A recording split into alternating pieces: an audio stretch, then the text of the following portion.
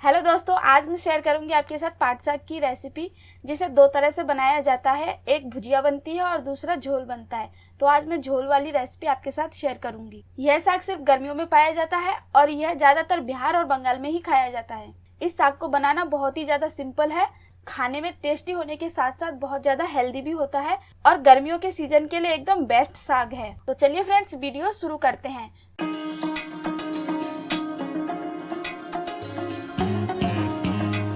तो फ्रेंड्स, पाट साग भी दो तरह की होती है। ये है मीठा वाला पाट साग और एक होता है कड़वा वाला पाट साग।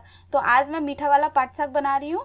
इसी पौधे से रस्सी बनता है, जिसे जूट बोलते हैं। जब ये पौधा बड़ा हो जाता है ना, कम से कम 60 से 120 सेंटीमीटर का होता है। जब ये पौधा बहुत ज्यादा छोटा होता है तभी इसका साग खाया जाता है। तो यहाँ पर लिया है मैंने 1 किलो पाट साग, जिसे इस तरह से साफ कर लेंगे। इसकी जो पत्तियां हैं ना, उनको ले लेंगे और साथ में जो आगे का हिस्सा है उसे भी तोड़ लेंगे। इसकी डंडियों को नहीं लेते हैं।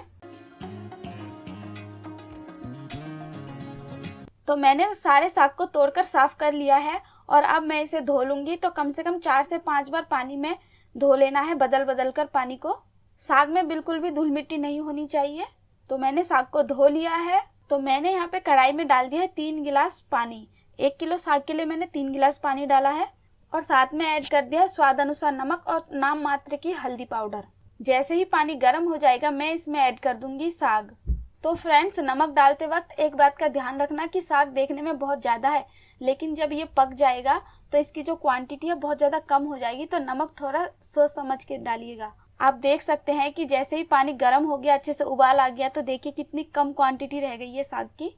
और अब इसे ढककर तब तक पकाऊंगी जब तक कि साग अच्छे से बॉयल नहीं हो जाए। कम से कम 15 से 20 मिनट टाइम लगेगा बॉयल होने में। जब तक साग बॉयल हो रहा है तब तक मैं बाकी की तैयारियां कर लेती हूँ। तो मैंने यहाँ पे लिया है 3 लहसुन और 1 कच्चा आम, 2 हरी मिर्च और 2 लाल मिर्ची। तो लहसुनों को सबसे पहले छील लूंगी। इस साग में थोड़ा लहसुन ज्यादा ही पड़ता है, जिससे कि साग का स्वाद और भी बढ़ जाता है, इसलिए मैं साग में लहसुन ज्यादा डालती हूँ। तो मैंने लहसुनों को छीलकर साफ कर लिया है और अब आम को भी छीलकर छोटे छोटे टुकड़ों में कट कर लूंगी।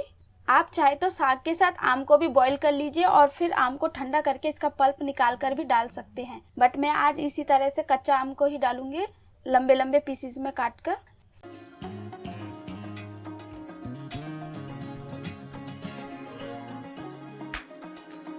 साग बनाना सबसे आसान होता है क्योंकि इसमें कोई भी मसाला नहीं पड़ता है, बहुत इजीली बन जाता है। तो मैंने सारी तैयारियां कर ली है। तो चलिए अब साग को देखते हैं बॉईल हुआ है कि नहीं। बीच बीच में मैंने ढक्कन हटाकर साग को 1-2 बार चला भी दिया था और देखिए परफेक्टली एकदम बॉईल हो चुका है, बहुत ही अच्छे से। और अब मैं इसमें ऐड कर दूंगी आम, और आम को ऐड करने के बाद मैं इसे ढककर 2 से 3 मिनट पका लूंगी। बहुत जल्दी आम सॉफ्ट हो जाता है। जब तक आम बॉईल हो रहे हैं तब तक मैं इधर लहसुनों को थोड़ा दरदरा कूट लेती हूँ। तो फ्रेंड्स, लहसुनों को इस तरह से साबुत मत डालना, बिल्कुल दरदरा कूट कर ही डालना, जिससे इसका जो फ्लेवर है ना और भी ज्यादा इनहेंस हो जाएगा। एकदम इसकी जो खुशबू है ना एकदम उभर कर आएगी। मैंने यहाँ पे सिलबट्टे पर कूटा है, आप चाहे तो इमाम दस्ते में भी कूट सकते हैं। तो देखिए हमारे जो आम है वो भी एकदम सॉफ्ट हो चुके हैं परफेक्टली। और अब मैं इस साग को एक बर्तन में निकाल लूंगी और अब एक रई की हेल्प से अच्छे से मथ लूंगी, जिससे कि जो इसके जो पत्ते हैं ना वो थोड़े टूट टूट जाए, थोड़ा मैसे मैसे सा हो जाए, है ना, देखने में भी अच्छा लगता है।